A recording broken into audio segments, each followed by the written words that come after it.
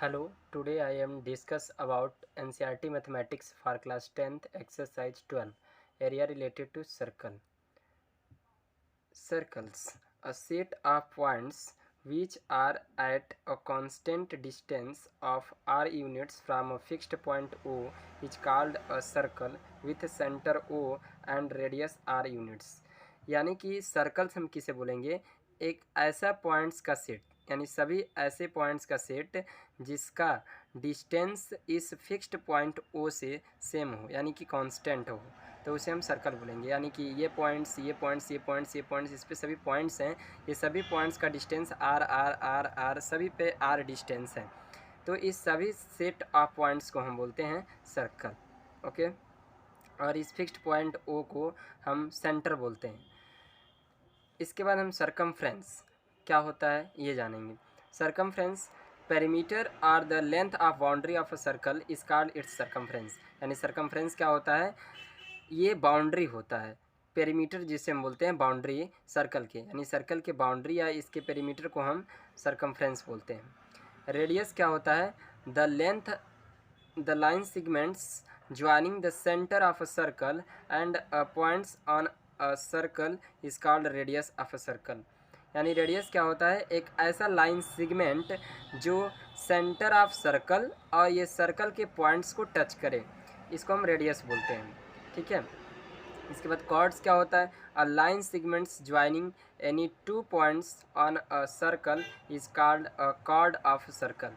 Card क्या होता है, एक ऐसा लाइन सेगमेंट, एक ऐसा लाइन सेगमेंट जो सर्कल के टू पॉइंट्स को टच करे, यानी सर्कल का ये पॉइंट्स एंड सर्कल का दिस पॉइंट्स को टच करे, तो इस लाइन सेगमेंट को हम कॉर्ड्स बोलते हैं। यानी कि A B is also a chord and R S is a chord, P Q is also a chord. Then diameter क्या होता है, डायमीटर एक ऐसा कार्ड होता है सर्कल का जो क्या करे, सेंटर से पास करे। सेंटर से जो पास करता है कॉर्ड उसको हम डायमीटर बोलते हैं। यानी ये भी is a diameter and this is also a card बाइन इज नोन एज डायमीटर। यानी कि डायमीटर जो होता है रेडियस के 2 टाइम्स होता है। सिकेंट क्या होता है, a line which intersect a circle eight 2 points is called a secant of a circle. यानी सिकेंट क्या होता है, एक ऐसा लाइन होता है जो किसी सर्कल को इंटरसेक्ट करता है 2 पॉइंट पर, जैसे कि सर्कल के ये पॉइंट और सर्कल के ये पॉइंट्स को इंटरसेक्ट कर दिया, तो इसे हम बोलेंगे सिकेंट। यानी this line is known as secant. Arc, arc क्या होता है, a continuous piece of circle is called an arc of the circle. यानी कि एक कंटिन्यूअस पीस होता है सर्कल का, जैसे कि A B is a arc, ये एक सर्कल के पीस है। ये सर्कल तो टोटल है और इस सर्कल का पीस है, तो piece of continuous piece of a circle is known as arc of a circle. इसको रिप्रेजेंट करते हैं ए बी और ऊपर आर्क, ये आर्क का सिंबल है। ओके, इसके बाद आते हैं हम नेक्स्ट टॉपिक जिसका नाम है सेंट्रल एंगल। सेंट्रल एंगल क्या होता है, यानी an angle subtended bye an arc at the centre of a circle is called it's central angle. Central angle क्या होता है, यानी ये जो थीटा है ये सेंट्रल एंगल है। मीन्स कहने का क्या मतलब है कि जो ये आर्क है, ये जो आर्क है यह सर्कल के सेंटर से कितना एंगल बना रहा है, तो इसे हम बोलते हैं सेंट्रल एंगल। ठीक है, और अगर यह जो थीटा है यानी कि जो ये एंगल है, अगर वह 180 से कम रहेगा तो इस आर्क को हम लोग माइनर माइनर आर्क बोलते हैं, और यदि ये 180 से ज़्यादा हुआ तो इसे हम मेजर आर्क बोलते हैं। यानी कि ये जो है ये थीटा 180 से कम है तो इस आर्क को हम क्या बोलेंगे, माइनर माइनर आर्क। और अगर यही 180 से ज़्यादा होता है, यानी कि अगर यहाँ पे हम देखते हैं ये वाला को, तो ये जो ये है ये होता मेजर आर्क। ओके, इसके बाद हम सेमी सर्कल का बात करेंगे। सेमी सर्कल क्या होता है, a diameter divide a circle into 2 equal arcs, each of these 2 arcs is called a semi circle.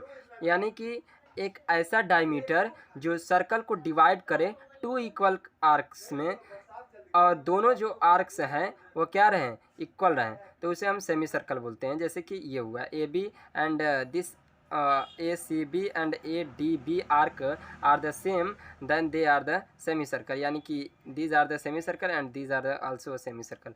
Semi circle A C B इसको ऐसे रिप्रेजेंट करते हैं, और BDA that is also a semi circle.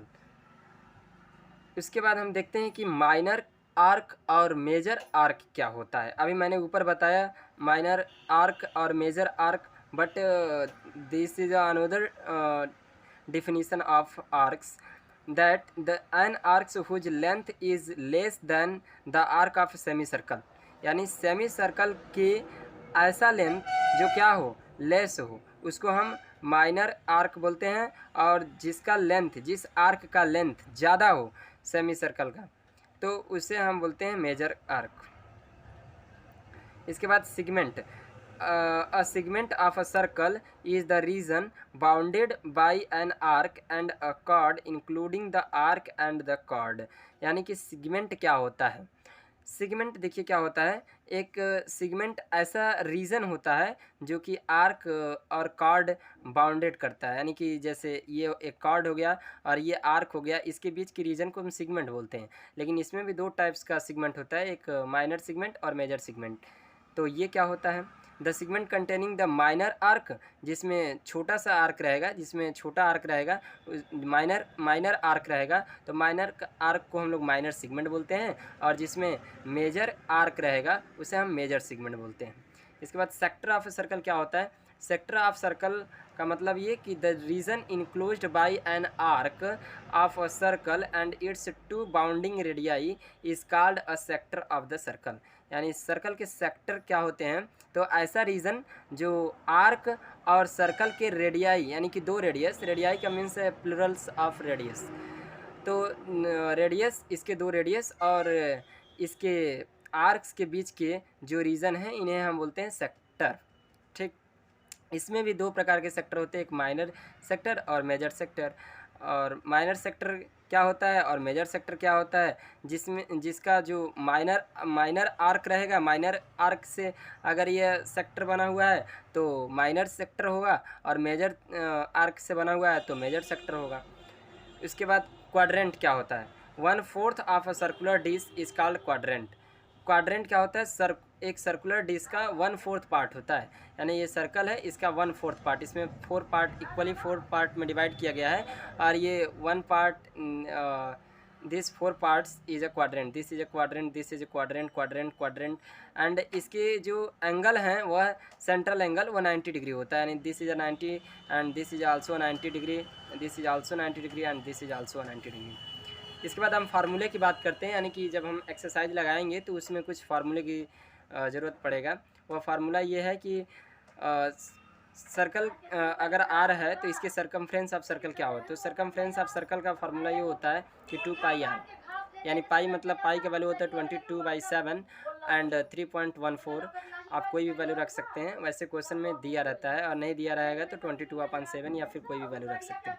इसके बाद 2πr मतलब radius, और area of circle क्या होता है? πr² होता है। एरिया ऑफ सेमी सर्कल क्या होता है? 1/2 πr² होता है। यानी कि एरिया ऑफ सर्कल में अगर हम 2 से डिवाइड कर देंगे तो सेमी सर्कल की एरिया आ जाता है। पेरीमीटर ऑफ सेमी सर्कल क्या होता है? πr + 2r होता है। यानी कि ऐसा नहीं है कि हम सरकमफ्रेंस ऑफ सर्कल को भी 2 से डिवाइड कर देंगे तो पेरीमीटर ऑफ सर्कल आ जाएगा, ऐसा नहीं है। सरकमफ्रेंस ऑफ सर्कल को 2 से डिवाइड करने के बाद उसके 2r को प्लस भी करना पड़ता है, क्योंकि जैसे ये सर्कल है तो अगर इसके आधा पार्ट्स को हम करेंगे तो यहाँ पे देखिए ये ऐसा बनेगा, तो ऐसा बनेगा, तो इसे हम πr बोल देंगे, बट ये 2r होता है, यानी कि ये डायमीटर है, और डायमीटर के कहने का means 2r, then πr + 2r add करेंगे तब हमें पेरीमीटर ऑफ सेमी सर्कल मिलेगा। ओके, इसके बाद हम अब बात करते हैं एरिया ऑफ रिंग का। रिंग कहने का मीन्स ये है कि एक सर्कल अंदर है और एक सर्कल बाहर है, यानी कि इस रीजन को हम रिंग बोलते हैं। ठीक है, इस रिंग की एरिया निकालना रहेगा तो हम एक बार इसे बड़े वाले सर्कल का एरिया निकालेंगे और फिर एक छोटे वाले सर्कल का एरिया निकालेंगे और फिर हम उससे माइनस कर देंगे, यानी सब्ट्रैक्ट कर देंगे, तो जो रिजल्ट आएगा वह एरिया ऑफ रिंग आता है। इसका फार्मूला लिखा हुआ है πr capital R² minus small r², यानी capital R is the radius of bigger circle and small r is represented a radius of smaller circle. Okay, length of arc, area of sector and segment क्या होता है। यानी कि अब हम इसकी बात करेंगे कि लेंथ ऑफ आर्क क्या होता है, एरिया ऑफ सेक्टर क्या होता है एंड सेगमेंट क्या है, इसकी फार्मूला क्या है। जैसे कि अगर हमको निकालना है कि आर्क की लेंथ कितनी है, कैसे निकालेंगे, तो लेंथ ऑफ आर्क निकालना रहेगा तो 2πr θ/360 होता है। ठीक है, 2πr θ/360, theta is the angle and r is the radius of a circle and pi का वैल्यू जो होगा वो 22/7 या फिर 3.14 रखने के बाद जो रिजल्ट आता है वो लेंथ ऑफ आर्क होता है। इसके बाद एरिया ऑफ सेक्टर क्या होता है, यानी अगर हमें सेक्टर का एरिया निकालना होगा तो कैसे निकलेगा, यानी कि OACBO इस सेक्टर की मुझे अगर एरिया निकालनी है तो कैसे निकालेंगे। तो सेक्टर की एरिया के लिए πr² θ/360 यानी फार्मूला पुटअप करेंगे तो वहाँ से मुझे सेक्टर की एरिया निकल जाएगी, यानी इसे याद करना पड़ेगा। इसके बाद पेरीमीटर ऑफ सेक्टर क्या होता है, पेरीमीटर ऑफ सेक्टर यानी कि इस सेक्टर की पेरीमीटर कैसे निकालेंगे। तो जो OA लेंथ है, जो OB लेंथ है और जो आर्क का लेंथ है उसे हम अगर ऐड कर देते हैं तो पेरीमीटर ऑफ सेक्टर निकल के आता है। फिर एरिया ऑफ माइनर सेगमेंट क्या होता है, एरिया ऑफ माइनर सेगमेंट मतलब माइनर सेगमेंट या फिर मेजर सेगमेंट की एरिया कैसे निकालेंगे। तो वहाँ से हम जो सेक्टर है उसमें से ट्रायंगल की एरिया माइनस कर देंगे, यानी कि जैसे ये कोई एक सेक्टर है तो इस सेक्टर की एरिया अगर हमें फाइंड है तो इस हम ट्रायंगल की एरिया निकाल के और इस पूरे सेक्टर में से हम ये ट्रायंगल की एरिया माइनस कर देंगे तो ये सेगमेंट की एरिया निकल के आ जाएगी। तो इस सेगमेंट की एरिया निकल के आएगी तो ये माइनर सेगमेंट हो गया। अगर बड़ा इधर का होता, बड़ा आर्क होता तो वहाँ से जो सेगमेंट की रिजल्ट आती वह मेजर सेगमेंट की आती। ठीक है, यानी कि अब हम बात करेंगे टचिंग सर्कल, यानी कि अगर सर्कल कोई दो सर्कल टच कर रहा है, अगर ये इंटरनली टच कर रहा है तो अगर हम इसका डिस्टेंस निकालें इसके सेंटर से, मतलब इसका सेंटर और इसका सेंटर और इस सर्कल का सेंटर का अगर हम डिस्टेंस निकालेंगे तो हमें क्या करना पड़ेगा, डिफरेंस करना पड़ेगा। यानी कि इसकी सेंटर की सर्कल सेंटर से इसकी दूरी यानी इसकी रेडियस OP है और यहाँ पे छोटे वाले के लिए O' है। अगर हम इसको सब्ट्रैक्ट करेंगे तो इसके दोनों के बीच की दूरी आएगी, यानी दोनों सर्कल के सेंटर के बीच की दूरी आएगी।